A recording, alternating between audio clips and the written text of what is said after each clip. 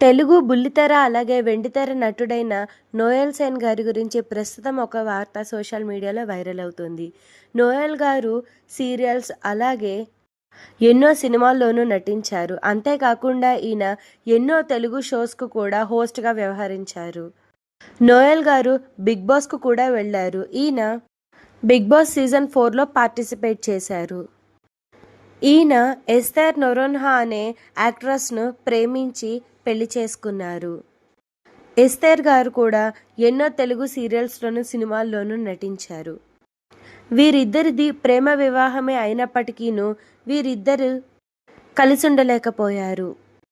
పెళ్ళైన 16 రోజులకే వీరిద్దరూ కూడా విడాకులు తీసుకోవాల్సి వచ్చింది.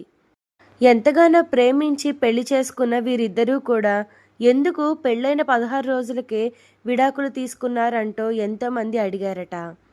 దానికి కారణం నోయల్ గారు ఇలా ఒక ఇంటర్వ్యూలో చెప్పుకొచ్చారు. ఎస్తేర్కు నాకు కొన్ని విషయాల్లో సబ్జెక్ట్లో మా ఇద్దరి ఆలోచన వేరు. నేను ఆమెను మార్చలేకపోయాను. ఆమెని నువ్వు మారు అని చెప్పడం కూడా తప్పే. కాబట్టి ఎస్తేర్ది నేను తప్పు అనను, నాదే తప్పు. నాకు ఆమె పేరు తీసుకురావడం కూడా ఇష్టం లేదు. ఎందుకంటే మేం అఫీషియల్గా డివోర్స్ తీసుకున్నాం కాబట్టి. నా దారి నాది, ఆమె దారి ఆమెది.